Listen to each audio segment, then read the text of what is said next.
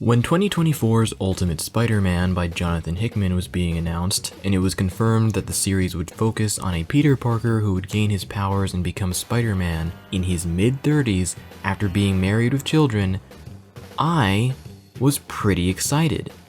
This was something new, putting the character in a position he'd never been in before, while also returning to the older era of Peter and MJ being married, something people have been clamoring for since the moment Marvel took it away over 15 years ago. It was truly a new beginning for the character with a setup tailor-made for someone like me to enjoy, and yet I have to say that I do not really like this book. I'm keeping up with it, which is more than I can say for the mainline Amazing Spider-Man book that I will probably never touch again for the rest of my life. Ultimate Spider-Man still has my interest, but not my affection. And before anyone accuses me of switching up, because that's people's go-to reaction whenever they hear something negative about a thing they like, let me be clear that I have been underwhelmed by this book from the first issue, and I've been complaining about it publicly since issue 5. So no, I did not switch up. In this video, I'll discuss Ultimate Spider-Man and my problems with it. I'll go through all the issues, summarize them, and then give my thoughts as they come up. Spoiler alert, I will be spoiling literally everything about this book, so if you're not caught up, then don't watch this video. Or do, watch it. I mean, it's up to you. I'm not your dad, I can't stop you. Before we really dive in, I need to go over a bit of background information to establish things and make sure we're all on the same page here. 2024's Ultimate Spider-Man takes place on Earth 6160, a world that was going to be very similar to the mainline 616 universe, until the Maker, the Reed Richards of the original Ultimate Universe, who is now an evil super prick, traveled to this universe and went back in time to the 1960s to change things, positioning himself as the world's leader, installing a shadow council to control the world, and most importantly, preventing most superheroes from developing. Some are killed, some are imprisoned, some are recruited by the Maker into his council, and some, like Peter Parker, are prevented from gaining their powers, the Maker personally intervening to stop the spider from biting Peter when he was in high school. In the present day, the Maker has been sealed away in his own fortress, and Tony Stark, Iron Lad in this continuity, is trying to restore the lost heroes of the world. The Maker's council nukes Stark Tower with an orbital laser to try and kill him, and blame him for this destruction. All of this sets the stage for Ultimate Spider-Man. So already we have a bit of a problem, as you need to read both Ultimate Invasion and Ultimate Universe to get all this backstory. I guess you could skip them, but these events are important and are referenced in Ultimate Spider-Man. They serve as direct motivation for several characters here, so yeah, pretty important. But whatever, let's get to the actual book. Starting with our first issue, we are introduced to Peter Parker, 35 years old with a wife and 2 kids. Peter works at the Daily Bugle as a photographer, and his uncle Ben works there too as managing editor. It's been a couple months since the Stark Tower orbital bombing that killed a ton of people, including Peter's Aunt May, and the city holds a memorial. We're introduced here to Harry Osborn, who lost his mother and father in this attack. The day before this, Peter was given a box sent by Tony Stark. In a pre-recorded message, Tony tells Peter that the world is not as it should be, that Peter should have been a superhero, but that life was taken away from him. Inside the box is the spider needed to give Peter his powers and a Picotech costume. Throughout the day, this has been weighing on Peter, the decision on whether or not to accept what's in the box. He's felt like something has been missing in his life, but he's still unsure of whether or not this is a good idea. After talking to his wife and a recently out of a job Uncle Ben, Peter accepts his destiny. Uncle Ben quit his job alongside J. Jonah Jameson, the two of them quitting over disagreements with the Bugle's owner, Wilson Fisk, the Kingpin. On Kingpin's way out of this Bugle meeting, he is attacked by the Green Goblin.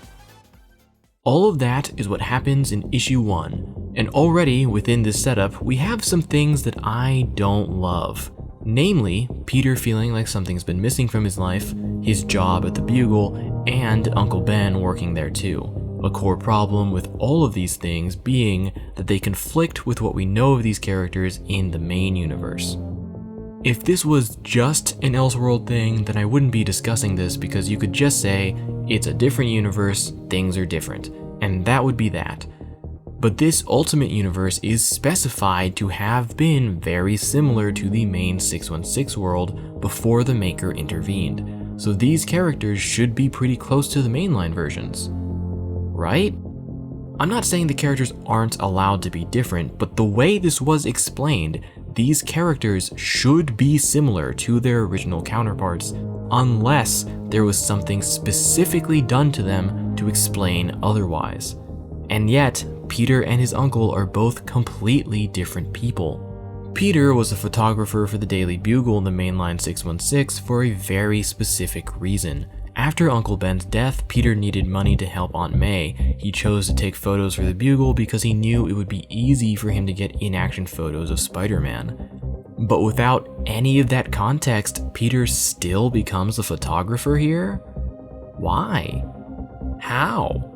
Uncle Ben always struck me as a more blue-collar kind of guy, so him being an editor for the biggest newspaper in the city is very strange. And then there's the big one. Peter's feelings of missing something by not having been Spider-Man all these years. I feel like I shouldn't have to say this since it's so obvious, but Peter doesn't really like being Spider-Man that much in the mainline stuff. Like, we have literally seen what he wants in an ideal life, and it's just him being a scientist. If his history was changed to remove the Spider-Man part of his life, I don't think 616 Peter would really care that much. So this idea that if he hadn't become Spider-Man, he'd go through his life with the feeling that something was missing, doesn't feel right to me at all. But I can already hear people saying that I'm thinking about this too hard and that it's a different universe, so things are just different. Even though I already explained why I don't really agree with that. But fine.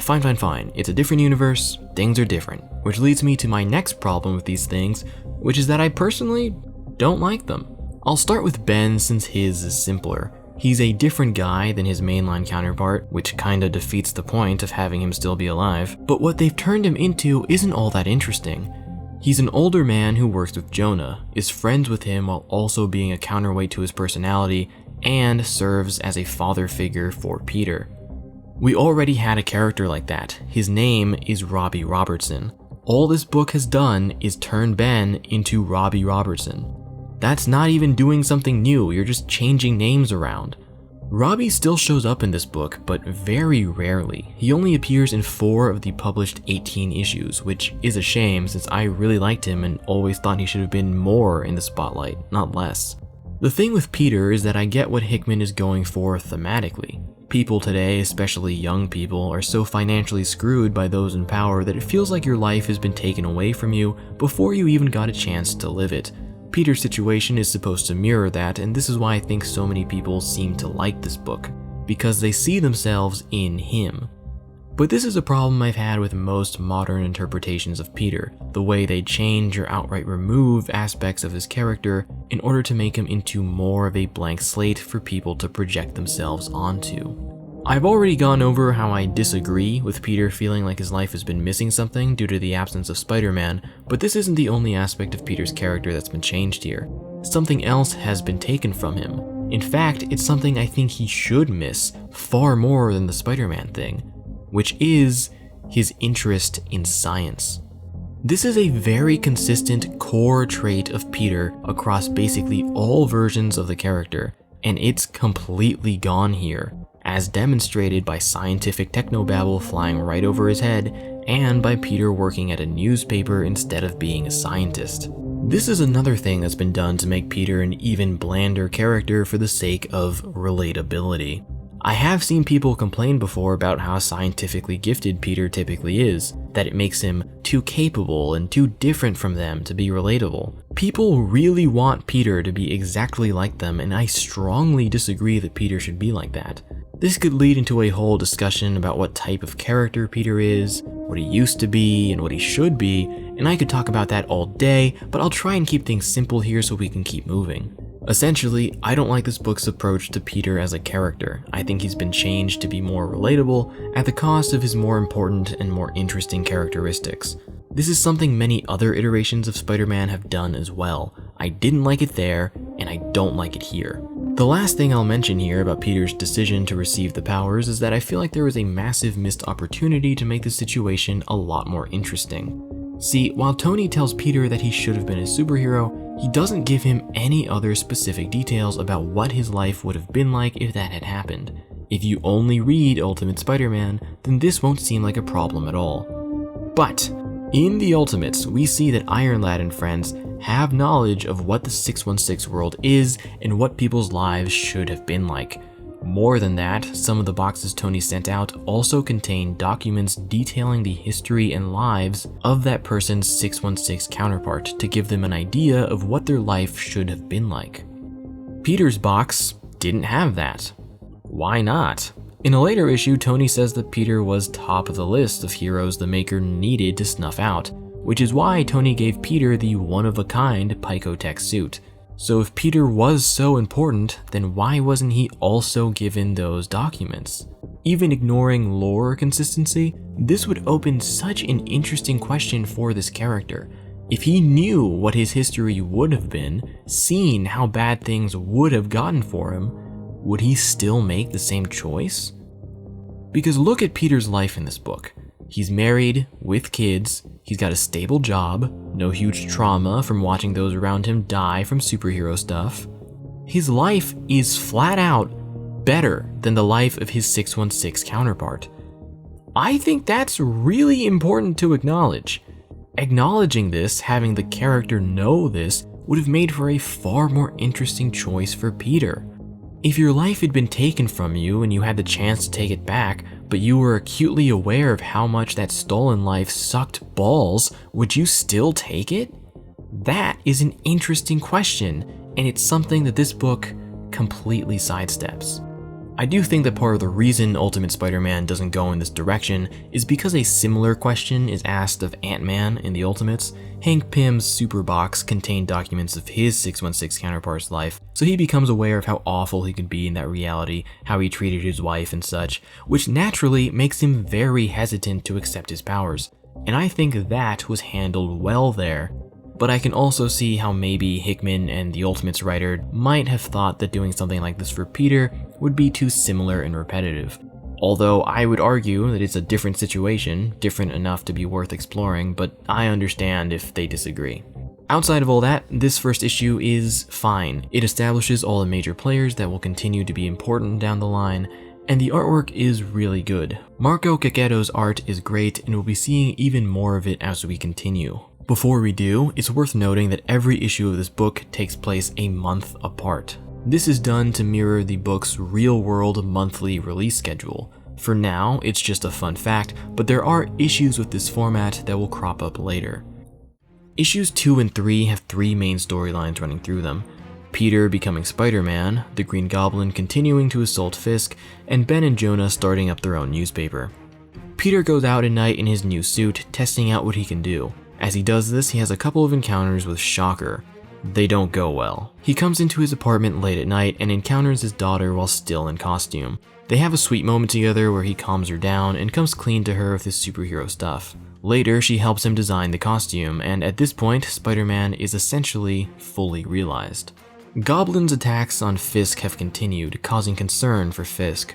Ben and Jonah take notice of the Goblin's attacks, and of the fact that the Bugle isn't printing anything about it. Now with their own office, the two of them are able to piece together a board of what places Goblin's been hitting. Our three storylines come together when Peter sees this board and decides to stake out a Fisk-owned building, where he encounters Green Goblin fighting Bullseye. After working together to defeat Bullseye, Goblin is able to access Peter's suit and remotely remove his mask. Goblin removes his own mask, revealing himself as Harry Osborn. Then the two of them agree to go out for drinks. I'm largely fine with these two issues. I don't have many complaints here. At least I can't discuss them too thoroughly until later. I really like the bit with Peter's daughter, May. Her helping him design the Spider-Man suit is the best moment in this book, which means it's all downhill from here. Issue 4 is a double date with Peter, MJ, Harry, and his wife, Gwen Stacy. This is where we learn that MJ runs a PR firm and is helping out Ben and Jonah's news organization that now has a name, The Paper. Obviously, Harry owns Oscorp, but Gwen is the CEO. Gwen talks with MJ about offloading some off-the-books money from her company towards the paper. Harry and Peter discuss their superheroics, with Harry saying that Peter should tell MJ, as he's already told Gwen everything. Then Harry drops the great power, great responsibility line. With that, the couples leave for the night, Peter still not telling MJ his secret as they walk home. Fairly simple issue, but there are several things worth discussing here. First of all, from this point on, the focus of the series is different. For the first 3 issues, the book was about Peter. It was about him becoming Spider-Man and him being Spider-Man. The rest of the book will not be this. The rest of the book will be focused on the larger conspiracy of the Kingpin and the Maker's Council and the efforts to expose them. These things were all present in the book already, but I'd say that with this issue, it shifts to become the priority while Peter falls into the background. Chiefly because this is where things shift to focus more on Harry. The next issue will be Harry's backstory issue focused on him, so that's where I'll dig into him more. But for the sake of this point, I'll just say that Harry is heavily involved in all this stuff, so focusing on him is focusing on this, which means not focusing on Peter. Let's also talk about MJ. My god, she is so boring in this book. She's really only here to look nice and be supportive of Peter. She has that line at the end where she glazes him, and get ready for more of that because that's basically all she does here. And that wouldn't even be a bad thing if she was fun, if she had something resembling a personality, but she doesn't. She's just really boring. To be fair, it isn't entirely her fault. She's boring partially because Peter is boring. When I talked about Peter having his character traits changed or removed to be more relatable, I was also talking about his personality. Like many other modern iterations of the character, Peter here is missing his temper and selfish tendencies. This makes him closer to what you see from the character nowadays than what he was back when he was married in the main 616 stuff, which is a problem on its own, but the main problem is that it makes him boring. And if he's boring, then MJ also has to be boring, otherwise they won't make sense as a couple. Peter and MJ in the mainline comics did make sense together, despite their radically different professions and interests, because they were both weird freak people. That's why they were so much fun together. That's why people want them to be together again. But this isn't even remotely close to that. The way these two are handled here sinks the book for me. I'm a big Peter-MJ marriage truther. I want to see them back together, but stripping Peter of everything that makes him him and pairing him with a dull cheerleader is not what I wanted. Real quick, just want to praise artist David Messina. He did the art for this issue, which is why it looks different. He does the art for this book every now and then when Marco Cacchetto isn't available, and his artwork is also pretty good. I don't think it's as pretty as Cacchetto's work, but it is still very good, and I think it does a good job of retaining the general style and tone of the book. Issue 5 gives us the backstory of Harry becoming the Green Goblin. We start months ago where Norman Osborn and his wife were killed in the Stark Tower bombing. After that, Harry inherits Oscorp and is called to meet with Wilson Fisk, who sells Stane Stark to Harry so that he can get rid of it. By the way, Stane Stark is just Stark Industries. Obadiah Stane was a chill guy in this world before his death, and he worked with Howard Stark to create the company, so it's called Stane Stark. Just keep that in mind. Harry, Gwen, and Otto Octavius get into a Stark Tech vault, finding several Iron Man armors but also access to Stark's databases. This is where they find files on the Maker and his council, as well as the true history of the world. With the Stark tech they have, Octavius creates the Green Goblin armor. Using it, they access a network of Stark technology, where they see a sudden surge of it. This is due to Iron Lad sending out his hero starter packs through his time machine, but Harry and Otto don't know that, so they start to investigate. We move a bit further in time to see Goblin defeat Shocker right after Shocker's second victory over Spider-Man. Goblin takes his gauntlets, as the gauntlets are Stark tech, sent out the same way Peter's suit was. But the guy they were meant for died of a heart attack, and the Shocker we saw stole them for his own purposes. We move forward a little more to see Harry and Peter having that drink they said they would get at the end of issue 3. They talk about how they got their suits, and Harry tells Peter what he learned from Stark's secrets, that it was the Maker's Council that is responsible for the death of his parents. Then the two agree to use what they've been given to do something about it, to be heroes. Finally, we move forward to the current day, where Harry has Bullseye tied up and ready to get tortured. Now, let's talk about Harry. Something that people say about this book is that Harry feels more like the main character than Peter. I don't fully agree with that, but it's not hard to see why this sentiment exists. Harry has a direct connection to the antagonist, as he's met with Fisk in person, and his status as a rich man ties him into the world of evil elites he's fighting against. He has a stronger, clearer motive to do what he does, as he seeks revenge for the death of his parents, his father specifically, and he takes a more active role in the story by being the one to really pursue Fisk. Compare that to Peter, who lost his Aunt May in the Stark Tower bombing but doesn't really seem to care, instead doing the hero thing out of a very vague feeling that it's what he's supposed to do. He has no connection to the main villains, nor any real knowledge of them. He hasn't been that passive so far, but as we continue, you'll see that he doesn't take action to drive things forward nearly as much as Harry does. Like torturing Bullseye, for example. That's going to give them information that will be important next issue, and that is thanks to Harry. Harry as a character is fine, I don't feel too strongly about him one way or another, but as a narrative element, I don't like him because of how he takes away from Peter. Let's move on. Issue 6 has Peter and Harry team up to launch a coordinated attack on Fisk, with help from the info Harry pulled out of Bullseye. Fisk was expecting them though, since he owns the city and has access to pretty much all of its cameras. A fight breaks out. Fisk has been physically enhanced, so he does really well, forcing our heroes to retreat. Peter is so beat up after this that he can't hide it from his family and is forced to tell MJ and his son Richard that he's a superhero. They take it really well, and then MJ finally gives him the name Spider-Man. That's right, Peter has a son. I haven't mentioned him until now because he hasn't done anything worth mentioning. He's been in the past few issues, but outside of learning that he likes to read, we don't know much about him. I remember when these issues were first coming out, people thought he was going to die, and I can totally see why. He's such a non-factor, I can totally understand why you'd think he'd be here just to get killed. Even in this issue, he doesn't really do much. His reaction to learning that his father is a superhero is quite subdued. So is MJ's reaction. As I said before, she's really boring. And of course, she's very supportive, just there to say, "Wow, Peter, you're so cool, nice costume." People have said that this book lacks drama, and that is true. This is one of the bigger examples. Peter drops a bomb on his family while looking like roadkill, and their response is, okay. I'm not saying they need to freak all the way out for MJ to divorce him on the spot or anything drastic like that, but something should have happened here. There should have been some kind of friction, but there's not. This is just a general problem with Hickman. He doesn't really do drama, and I've narrowed it down to 2 reasons as to why this is. First is that he's just not interested in it. The secret shadow government controlling everything, that's what he's interested in. Uncovering mysteries and secrets and building up to big, world-changing events, that's what he's interested in. And to his credit, he's good at doing that.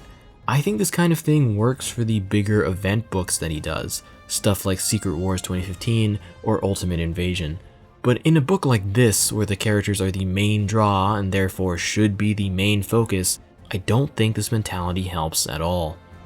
The second thing stems from how he writes his characters, the way they speak. Everyone is a little too intelligent, a little too self-aware, a little too perfect. And this prevents drama because everyone is understanding and reasonable, so they just talk things out. Again, I think this approach works in larger event stories. When facing potential Armageddon, it's nice to see characters be very pragmatic and intelligent about things, not letting emotions flare up as a contrivance to have things get worse. But in a smaller scale story that should be more focused on its characters, I don't think this works. I think you need emotional moments. I think you need to have characters not speak like robots. Maybe robotic isn't the right word, but Hickman's dialogue is just too formal. That's not to say that it's bad, but sometimes it can be sort of strange. If you disagree with me, then I have an idea that might change your mind. Try to read the dialogue of this book, out loud, I think you'll start to notice how odd these people sound. And I need to make it clear, every character talks like this.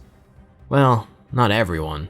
Jonah sounds like himself, and Peter's daughter May talks like a real child, but everyone else talks in basically the same way. Which is normal, every writer has their own voice, and it's going to influence how their characters talk. There's plenty of writers that I can recognize their work just by looking at how their characters speak, so that's not inherently a bad thing. The problem with it here is that, as I said before, the dialogue is kind of unnatural, so when everyone talks like that, it makes every interaction between every character feel weird. More than that, it prevents the characters from having more distinct and exciting personalities, because everyone talks in the same way, and that same way is overly formal, too self-aware, a little too perfect, and in a way in which the characters are uninterested in any real drama or more intense emotions. The last thing I'll talk about before we move on is just a small, real quick thing. It took 6 issues for him to be named Spider-Man? Really? The guy got powers from a spider in issue 1 and has been wearing a spider-themed outfit since issue 3, and he doesn't get his name until issue 6? Issues 7, 8, and 9 have 3 main stories running through them, so I'll cover all 3 issues at once. The first storyline is Peter and Harry getting work done on their suits. Otto tells them that their suits are in a sort of safe mode, and if they remove that safety and fully activate the suits, then they will have access to a powerful AI assistant. This AI needs a base personality to function and can be modeled after nearly anyone. Peter chooses his to be based on himself, and Harry asks for his to be based on his father Norman. With the suits activated, Peter and Harry have a little sparring match to test them out when they are interrupted by the arrival of Tony Stark. They ask Tony why Peter's suit is so different from the other Stark tech, and Tony tells them that the Picotech was the last thing his father made. So Tony gave it to Peter because Peter was on the top of the list of people the Maker needed to eliminate.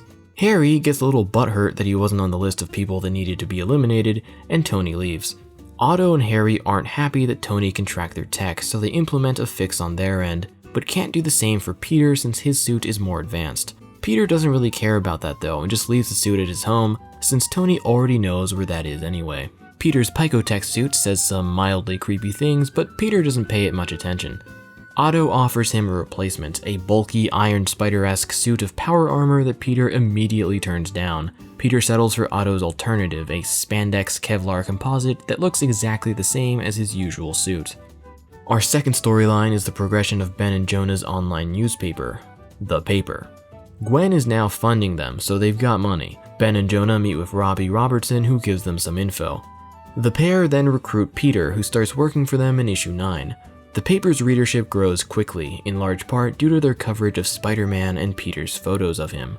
Ben and Jonah don't like how their stories are sensational and express how they'd like to write more serious stuff that isn't being covered elsewhere. MJ counters with the point that their large viewership means that when they eventually write their more serious articles, they will have a built-in audience willing to read them. Then they start to work on their big story that is related to Stain Stark. Our third storyline is Kingpin getting serious about taking out Spider-Man and the Green Goblin. Captain Britain, who Kingpin answers to, offers a whole squadron of bullseyes, but Fisk refuses. His plan is to gather the 5 other heads of the boroughs of New York City to make a competition out of killing his foes.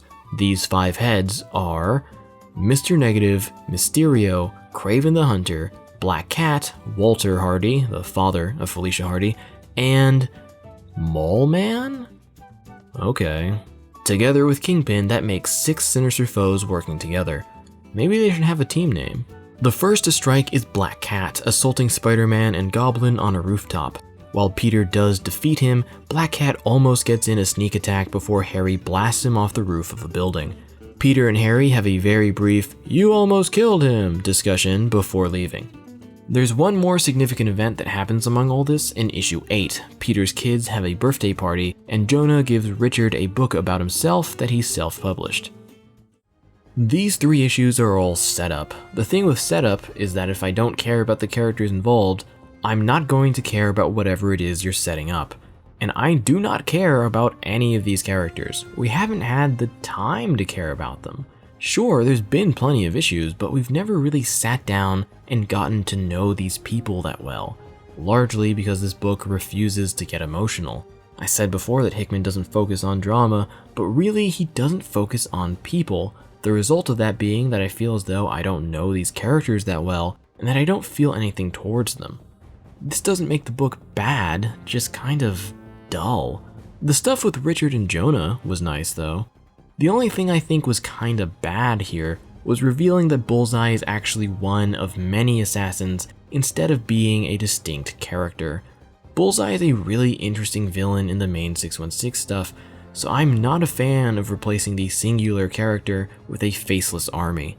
Another issue of doing this is that a full squad of Bullseyes will inevitably be less efficient than just one of them. There's a trope for this, it's called the conservation of ninjutsu. Look it up on TV Tropes for more info. Essentially, 1 ninja is a threat, 5 are cannon fodder. I don't know if you've ever seen the show Arrow, but in that show, when one member of the League of Assassins first shows up, it's a big deal and it takes a lot to take them down.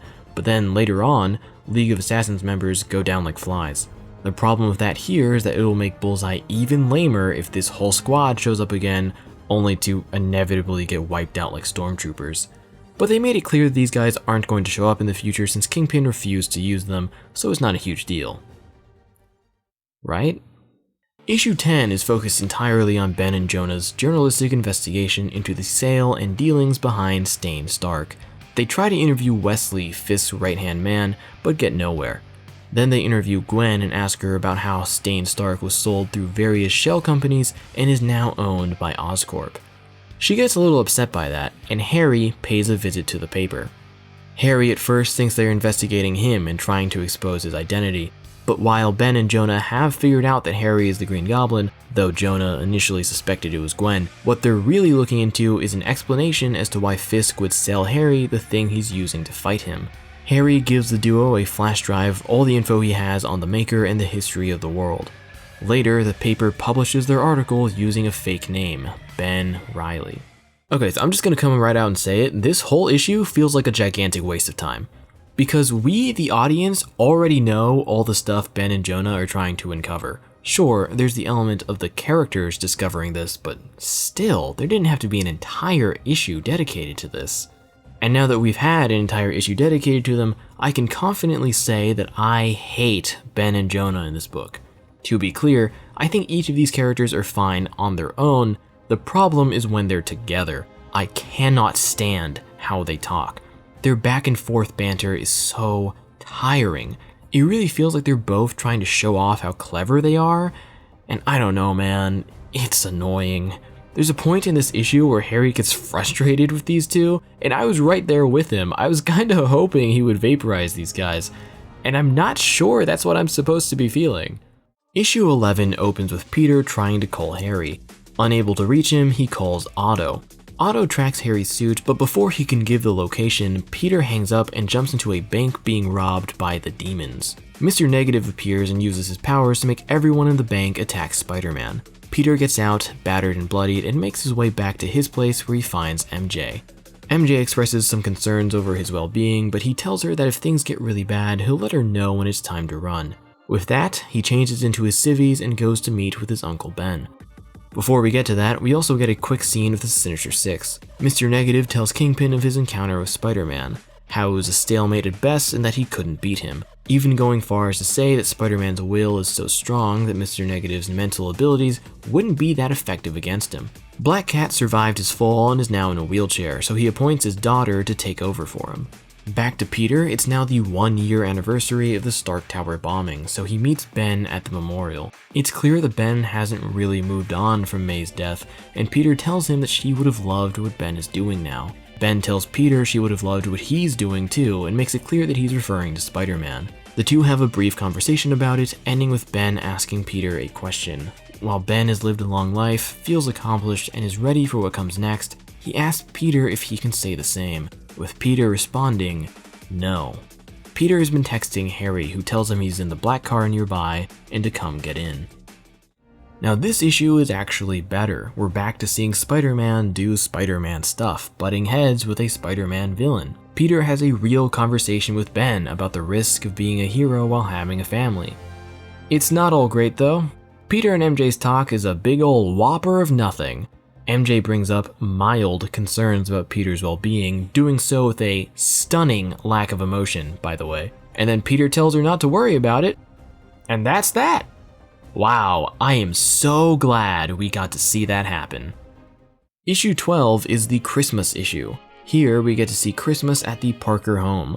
All the usual suspects are here, as well as Jonah, MJ's aunt Anna, MJ's mother Madeline, and MJ's sister Gail. MJ and her sister have had beef ever since their falling out years ago. Gail disapproved of MJ's relationship with Peter, saying that she could have done better than him. Gail reveals that she's getting a divorce, but only came here to make herself feel better by comparing herself to her sister's boring life. But now she sees that MJ's kids are great, that Peter seems better, and that MJ is actually doing really well, and now she feels bad. Gail apologizes and the two hug it out. Throughout the issue, May has been playing games on MJ's phone and Gwen has been calling, but MJ has ignored it every time. At the end of the issue, MJ finally answers Gwen's call. Gwen says that Harry's been missing for at least 6 days and asks MJ if she knows where he is. MJ then tries to reach out to Peter and ask him, but when she touches him, it's clear that this isn't Peter. As it turns out, this is actually the Picotech costume pretending to be Peter, as both Harry and Peter have been kidnapped by Kraven the Hunter. This issue is really bad. Up until now, I don't think the series has been flat out bad. Boring? Sure. Too focused on things I don't care about? Most definitely. But not bad. Not until now. This issue cements MJ as one of the least interesting versions of the character I have ever seen. An entire issue dedicated to her and her family, and she is still only a cheerleader for Peter. Her whole beef with her sister is that Gail doesn't like Peter. Then we have the whole fake Peter thing in this issue. I'll be completely honest, this reveal totally got me. See, Peter doesn't speak for the whole issue. The Picotech suit has black speech bubbles, so I guess it sounds weird or something. So to not give itself away, it doesn't speak at the party. The thing is though, that Peter going an entire issue without saying anything didn't strike me as strange at all. Peter hasn't really done all that much in the last few issues, so in this issue that is focused on MJ, having Peter not say anything didn't feel like something out of the ordinary. And looking back, you can see when Peter was taken. At the end of issue 11, when he's texting Harry, he's actually texting Kraven, who nabbed Harry earlier, which is why Peter couldn't get a hold of him in that issue. So when Peter goes into the black car at the end of that issue, that's where Kraven is. This is something Hickman is good at. Planning. You can tell these issues are planned out, and he has a very good idea of where he wants the story to go. So props there. This fake Peter twist may seem exciting, but I promise you that it's not. It becomes retroactively worse due to the following issue, so let's dive straight into issue 13. We open with Spider-Man swinging through the city, and we see that it's a black costume with a large white symbol stretched across the front and back. This is Richard using the Picotech costume to fill in for his missing father. Him and the suit talk a bit about how Richard thinks it's creepy when the suit pretends to be Peter, how Peter has rules for the suit to protect his family and not touch MJ. Then the suit mentions that he's sure Peter is alive but can't track him.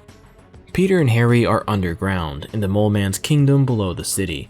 Kraven has made a deal with Mole Man to use this area as his hunting ground to kill our two heroes. Mysterio is here too, seemingly out of curiosity.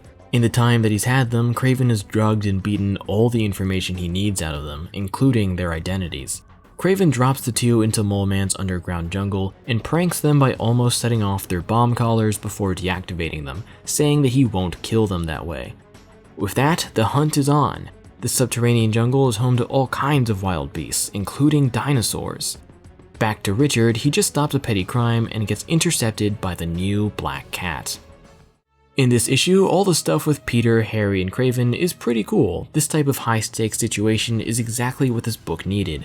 A villain knows Peter's identity and now poses a danger to his family. That is the unique kind of thing that comes with Peter being married with children. This is the kind of thing I wanted to see from this book. Now, on to Richard. I said earlier that the Pico Peter reveal would get worse because of this issue, and here it is. The reveal at the end of issue 12 opens up a lot of questions.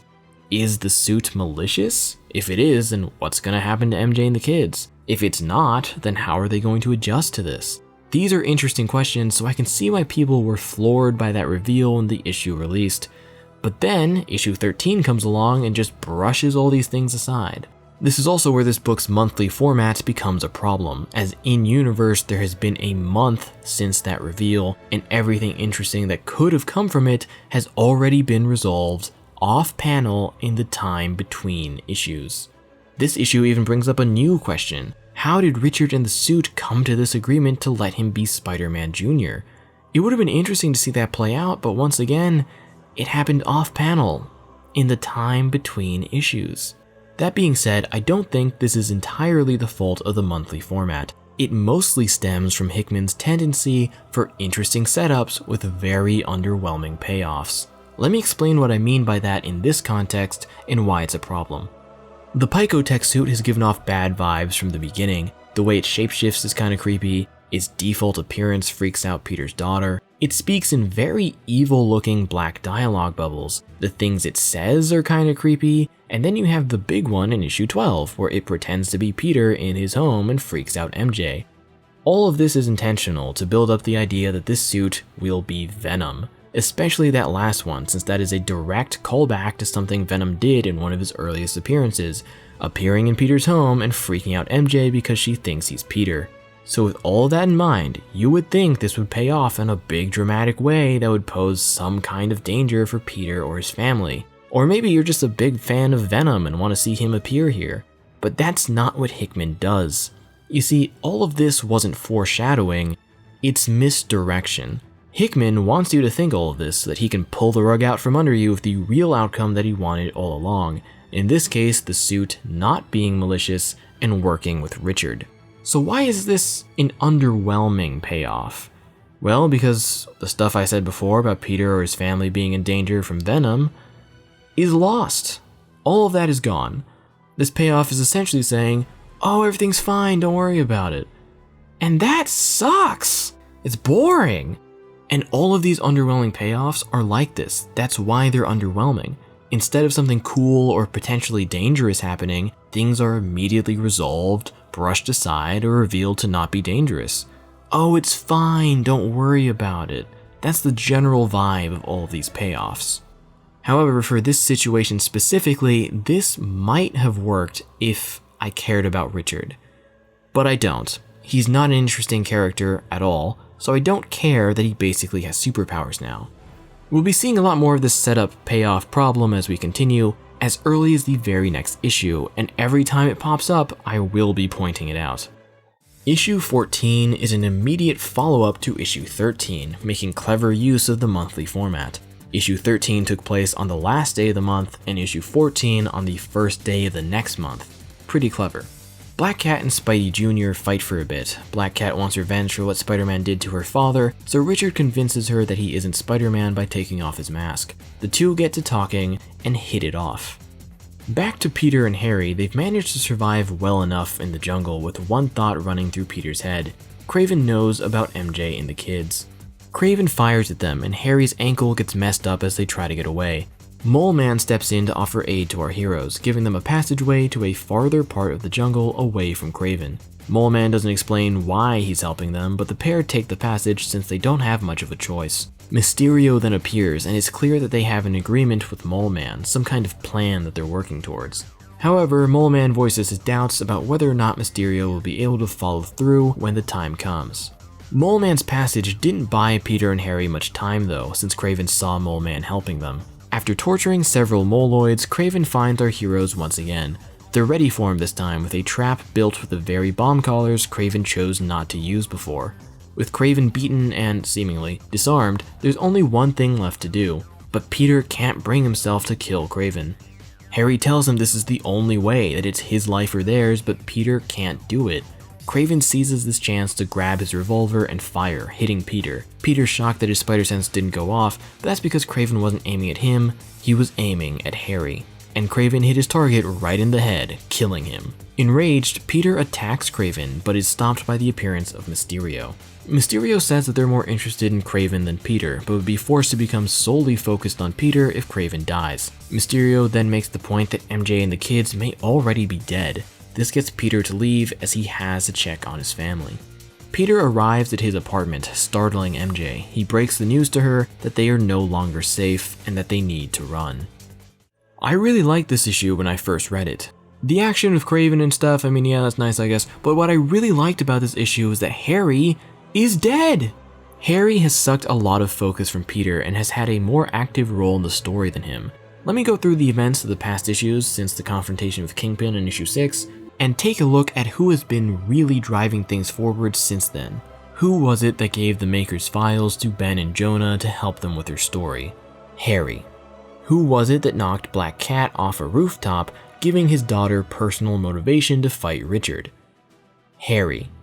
Who was it that made the Picotech suit sentient, allowing it to bond with Richard? Otto. But Otto works for Harry, so anything that he does is because of Harry. Sure, Peter does stuff. He was there in the fight with Black Cat and did most of the actual fighting, but who made the most important decision in that fight? Harry, not Peter. Peter fought Mr. Negative to a standstill. In other words, he accomplished nothing. And he survives Kraven. So yes, he is doing things. But looking at the bigger picture, who is the one really driving things forward? Who is making the important impacts on the narrative and the world? Harry. But now, he's dead! Which is great, because now Peter will be forced to step up and really take the reins here. Harry's death is the perfect motivation for Peter to become more active in the story, more personally invested in defeating the villains. Because until now, Peter's motivation to be Spider-Man and to fight against Kingpin and the rest of them has been, honestly, pretty flimsy. But this serious loss could change that. Keep in mind that it was Harry in this continuity that tells Peter the line about great power coming with great responsibility. So him dying to cement that ideology to Peter would be a clever, if really drawn out, remix of Uncle Ben's death and its impact on Peter. There's also Harry's supporting cast to consider. How will Gwen and Otto react to his death? How will their relationships with Peter change after this? So yeah, very good decision here.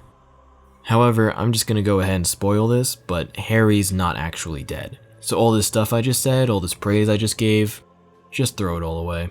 Yet another example of Hickman creating an interesting setup, bursting with potential, only to throw it all out with an underwhelming payoff. I mentioned that we'd be getting one of these in this issue, but this isn't the one I was talking about since Harry won't be revealed to be alive for another 2 issues. The one I was talking about was much smaller, and it's with these dinosaurs. See, in issue 13, these dinos appear as a cliffhanger for Peter and Harry's story before cutting back to Richard. So naturally you're wondering, oh my god, what's gonna happen, right? How are they gonna get past these dinosaurs? Only for this issue to immediately resolve that, with Peter and Harry first appearing in this issue riding the dinosaurs like no big deal. Interesting setup, promising danger for our heroes, but with an underwhelming, oh don't worry about it, everything's fine, payoff. And guess what? We'll be getting another one of those immediately in the next issue. But before we dive into that, I want to really quickly mention the artwork again, and a problem that I have with it. The problem being that the characters are not very expressive. They're not really capable of showing emotion in their body language or facial expressions. To be clear, I'm not blaming artist Marco Cacchetto for this problem, at least not entirely. I don't really blame him for this because I think it is mostly how the book is written. The characters are not written to be that emotional, and the art reflects that.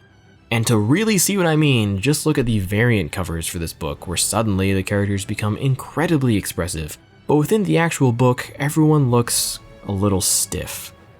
Now we can move on. Issue 15 opens with the Parker family now living in a trailer in Utah. And I'm gonna break from my format to talk about this because this is just absurd. Peter needing to go on the run is such a huge status quo shift. This is a major thing that would affect his whole family. Having to pull his kids out of school, to get out of the city, maybe find someone to plug that bullet hole in his chest that he's been bleeding profusely out of. But we don't get to see any of that. Any drama or conflict that might have arisen from this situation at the end of last issue is all immediately resolved. The book essentially going, oh, don't worry about it, everything's fine, they figured it out. God, that's so lame. But whatever, back to the story summary.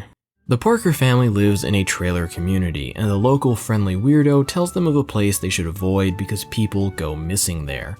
MJ tells Peter that someone should do something about it, so he heads off as Spider-Man, but not before stopping to pick up Richard. Richard has been texting Black Cat, the two of them getting closer, with Richard clearly interested in her and nervous about screwing it up. Peter and Richard have a quick talk about Richard being Spidey Jr., but the Picotech suit assures Peter that he will keep Richard safe. The Spider-Men head out to the dangerous area, an abandoned military base, where they are attacked by Sandman. Sandman keeps trying to hit this large tower, throwing Peter at it and using his body as a club, but is unable to hit it. The tower keeps emitting some kind of electrical pulse that causes Sandman to deform. Richard gets the idea to deactivate the tower and does so with his suit. Sandman turns back to human form and thanks the Spider-Man for saving him. He explains that he used to be a normal guy who thought something illegal was happening in this base, so he snuck in but was caught and turned into an experiment.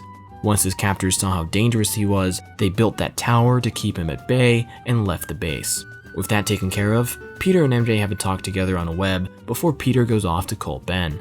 Ben speaks in an intentionally covert manner but manages to get across that things are fine over there. But things are not fine because Ben and Jonah are being confronted by the Kingpin. Fisk shows them that he's killed every person in the world named Ben Reilly. That's the fake name Ben and Jonah used for their story, if you've forgotten. But Fisk doesn't want them to stop what they're doing. The paper's reporting makes for a good distraction, something Fisk can point to and reframe as he continues his plans. He tells them to stop hiding behind fake names to avoid the wrong people getting hurt. And that's where the issue ends. As I already discussed, the opening of this issue completely skipping over all the hazards set up by the end of last issue is really lame. It's also an example of how the monthly format can be a negative, as an entire month has passed by, effectively resetting the book after last issue's ending. You know what else is lame? Completely skipping over Peter learning of Richard using the Picotech suit. We do get to see him be mildly against it, but of course, Peter's easily swayed to be okay with it because interpersonal conflict is just not allowed in this book. Sandman is just a chill dude, another victim of the oppressively controlling world the characters live in. If this was an isolated thing, I'd probably be fine with that, but this is yet another underwhelming payoff in the story. Yet another everything's fine, don't worry about it type of reveal, because he's not actually evil, so it's fine, don't worry about it.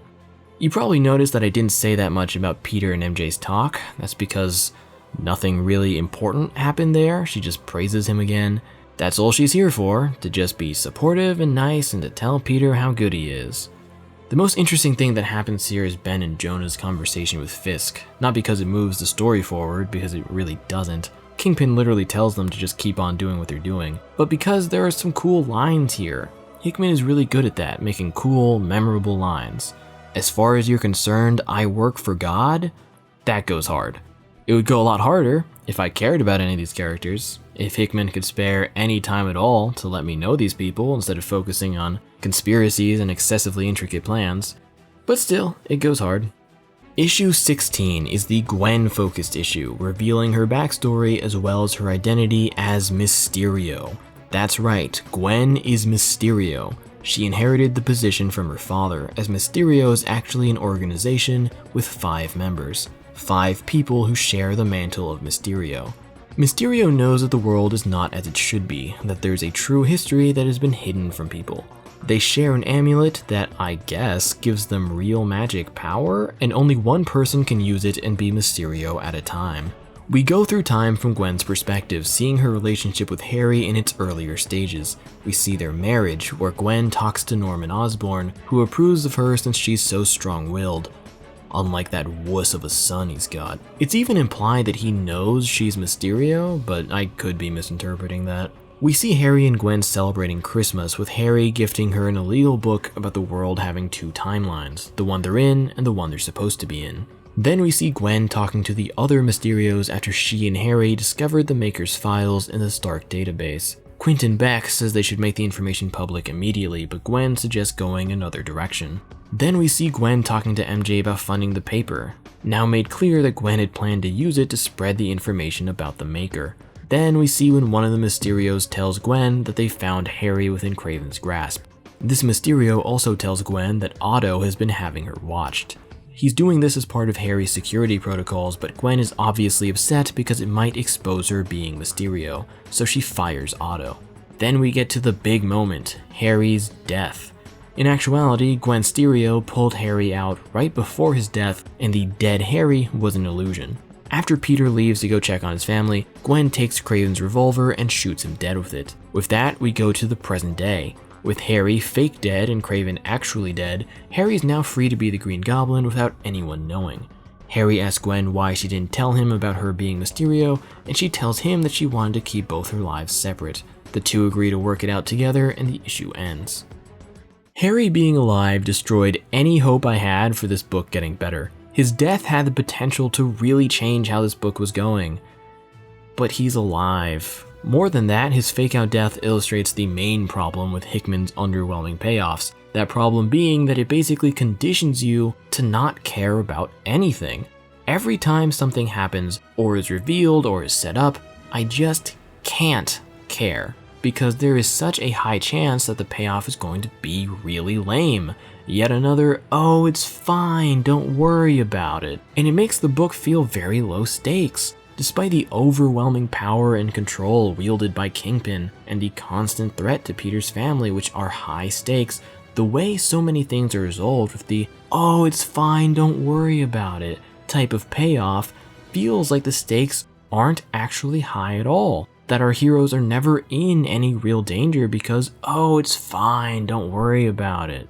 I sort of understand what Hickman is doing as he's largely subverting what we've seen in the mainline books. Venom, Sandman, and Mysterio are revealed to not actually be evil, to subvert what they were in the mainline 616. Harry is alive to subvert the death he had there too. Any one of these would be fine, but doing all of them is overkill. Subverting things in almost the same way every time, with subversion being less interesting than the original, is lame. And yeah, Gwen is Mysterio. Sure, why not? Gwen hasn't been much of a character. She's a tough girl boss type, which is fine, but it's a little basic. So revealing her as Mysterio isn't that shocking. I mean, sure, I didn't see it coming at all, and the reveal does recontextualize her previous actions. And yeah, it's nice that Quentin Beck is one of the Mysterios, because, you know, he's the OG. But I don't care about Gwen as a character, so the reveal doesn't do that much for me. And, oh yeah, Otto gets fired in this issue. If you think anything is going to come out of that, then you haven't been paying attention. In next issue, Harry's War. My brother in Christ, this whole book has been Harry's War. Issue 17 opens with Harry visiting Ben. Harry's checking in to see if he's doing alright and to tell him that things are about to get serious. Gwen has a meeting with Robbie Robertson, who is also a Mysterio. He gives her some documents but is interrupted when he tries to ask her what she'll do with them. The interruption is the arrival of Fisk and his assistant Wesley. Fisk tells Gwen that with the death of Harry, she will now take up his role in their arrangement. With that, Fisk leaves, with Wesley staying behind to go over the paperwork. Wesley is revealed here to also be a Mysterio, and he says that his job has gotten a lot harder now due to Gwen's actions, especially with Craven's death. He passes the amulet to her and leaves. Harry's got a new hideout with Otto to handle tech stuff. Otto asks for a particle accelerator that he absolutely needs despite Harry's now limited funds. With that, he leaves to install security measures in the Parker residence at Harry's request. Harry puts on the Green Goblin suit, activating the Norman AI. Norman is, of course, not happy with Harry's situation and calls his son a failure. Goblin and Mysterio attack a bomb factory run by Mr. Negative. The factory was created in a residential building, with people who couldn't afford to leave now being forced to work there. Harry gets the civilians out of the building while Gwen Stereo handles the demons and the bombs. Norman isn't happy with this either and berates Harry for pawning off the larger responsibilities to his wife. Harry shows a bit of backbone though and tells his father to shut up. With all the civilians evacuated, the bombs go off. Harry was under the impression that Gwen was going to disable the bombs, so he gets upset with her for setting them off. She reminds him that the civilians were evacuated and that they agreed to do whatever was necessary in this war against their enemies. Harry reluctantly agrees. Then we cut to Peter calling Ben, who puts Harry on the line. Harry tells Peter to come home, and the issue ends. What did I tell ya? Otto's right back to working for Harry. Man, I sure do love stories where nothing matters. This issue shows that Peter's kindness and morality has rubbed off on Harry, but I'm not sure why. What inspired this change of heart for Harry and made him soften up? If anything, his prior worldview should only have been reinforced by how his wife handled things. It's only because she killed Craven that he and Peter are safe now. So I don't really get this change in character. It feels like it came out of nowhere. Outside of that, this issue is mostly setup, so not too much to say here. Issue 18 opens with Harry touching down in Utah on a plane. He's brought along Ben and Jonah to help MJ with the kids because Peter's leaving with Harry. Richard is upset that he can't go, with Ben asking why Richard thought he would be going, but everyone says their goodbyes and Peter and Harry leave. Gwen has a meeting with the other Mysterios and they're mad at her for her recent attack on Mr. Negative's bomb factory. Beck is mad that she didn't consult with them before doing so, and Wesley is mad because of how much of a mess she's made of things. Because she rode in with the Green Goblin, Kingpin knows that Mysterio's not loyal to him and wants them dead. Robbie is mostly chill about it though. The final Mysterio is revealed here, and it's some woman. The white streaks in her hair make me think that it could be Vanessa Fisk, but I don't know. I don't care. Mysterio number 5 thanks Gwen for her courage, for finally taking action. This unifies the group. Back to Peter and Harry, the two are suited up and back in New York City. They'll be meeting with Gwen soon, but have some time to kill, so they fight some minor supervillains. With some time left over, Peter swings by his apartment and it's a total mess. Otto has been living here. After installing the security equipment, he felt it would be a waste not to use the space. Peter is upset, but only for a little bit since he agrees with Harry's reasoning for installing security there. His family needs to be safe after all. Back in Utah, MJ shows Ben and Jonah to the trailer, where she finds a note from Richard. Richard left on the plane. We go back in time to see Richard texting Felicia. She tells him that she is in trouble and needs his help. With that, he decides to sneak on the plane, easily doing so since his suit can become invisible. He swings over to where Felicia is and finds her in a room with Wilson Fisk. Fisk says that Richard told Felicia a little too much, and now they know he's in league with Spider-Man, and Richard is going to give him to Fisk. Richard asks how Felicia could do this to him if what they had was real. She says that it was, but that this is her nature. This is our last released issue, and it's in the middle of an ongoing story, so it feels weird to stop here, but we're going to have to.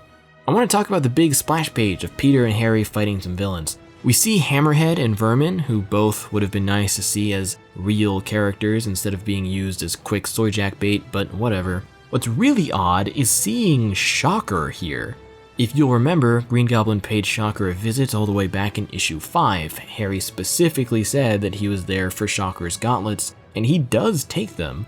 After reading this issue, I thought that maybe I was remembering things wrong, but no, Harry definitely takes his gauntlets away. So how does he have them again here?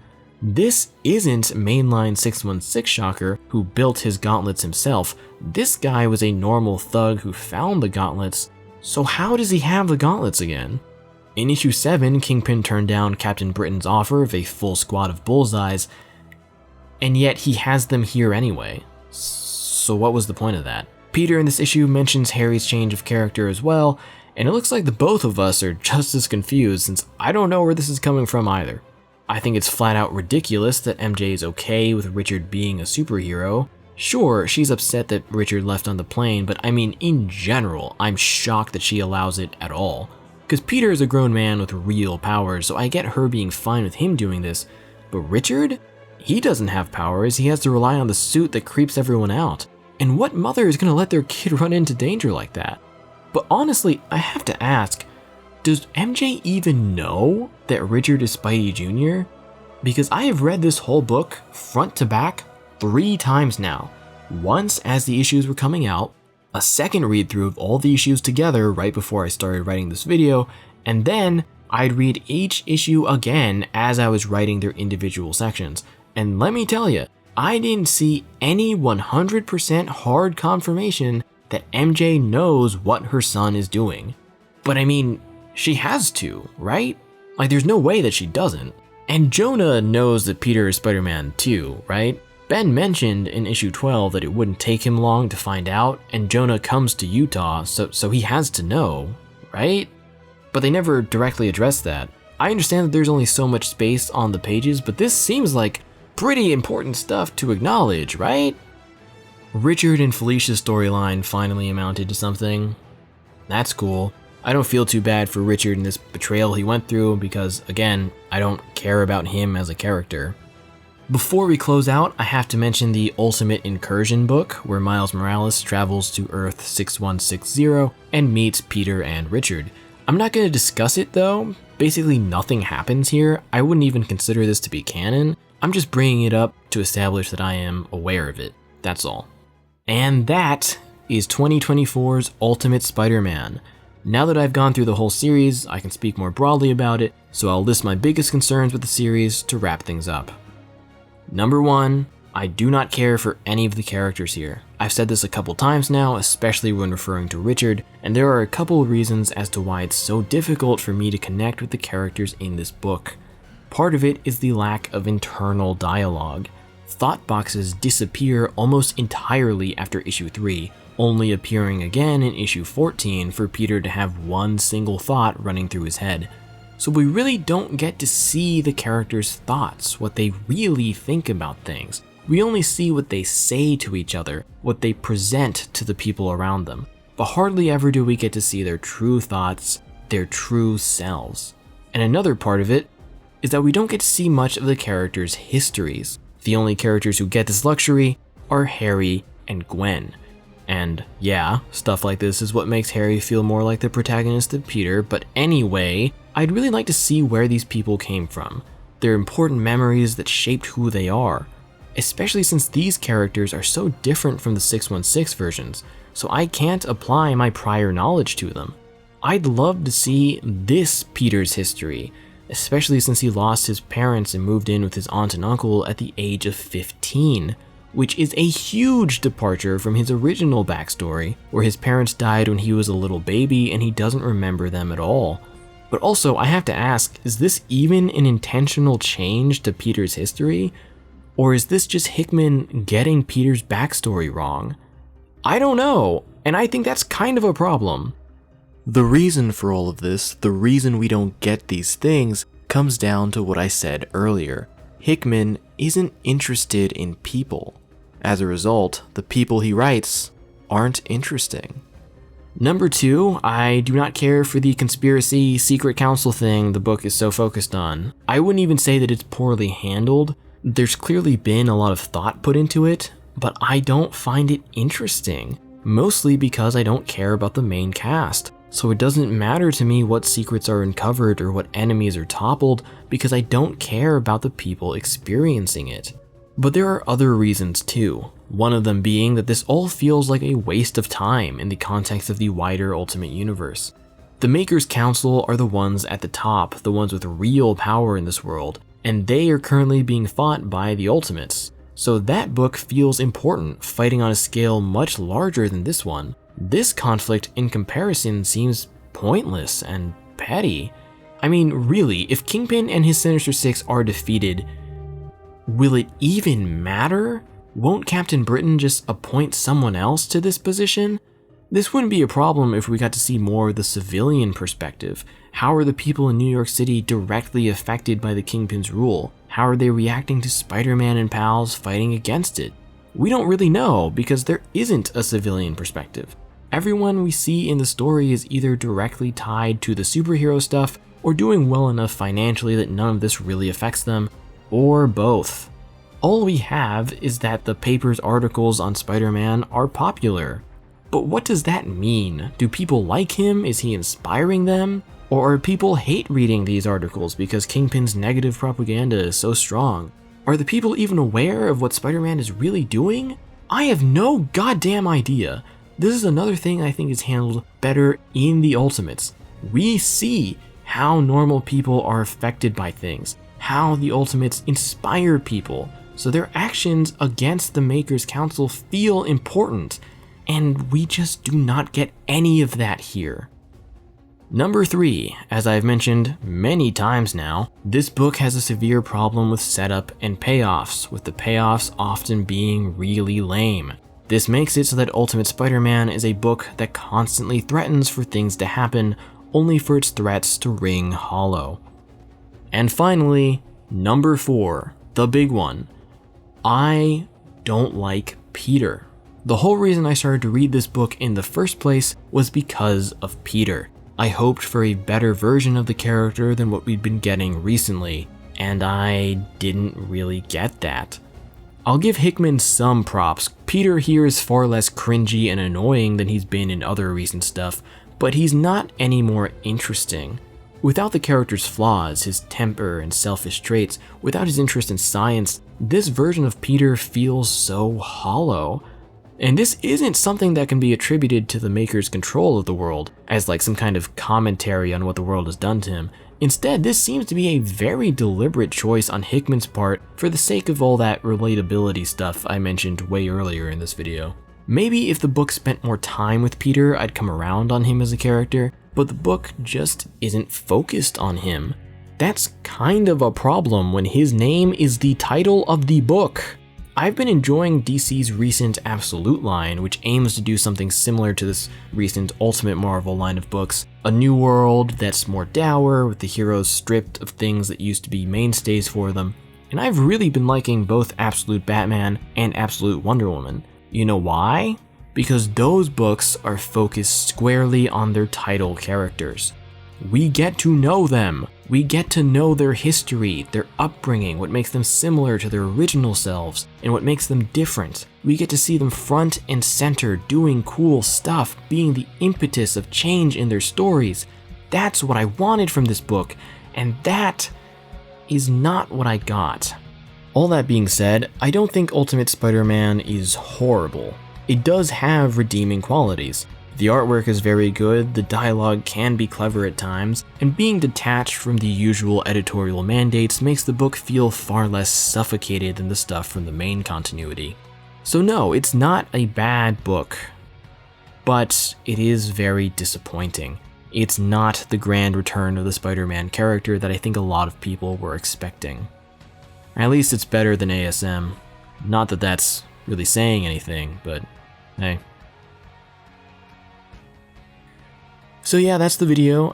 This is my first comic review. That's why it took so long for this video to get made. I've never really done this thing before. I had to build the road as I drove over it, so it took me a little bit of time to do that. So please, let me know if you liked this, if you thought it was good, if you'd like to see more, because I would be down to do more. So please let me know if you like it. After this, I'm gonna go back to costume stuff. I made a video talking about Rival's worst comic costume adaptations. Now I'm gonna make one of their best comic adaptations, just like I said I would at the end of that video. So yeah, be on the lookout for that. Remember to like, comment, subscribe, all that stuff, and I will see you next time.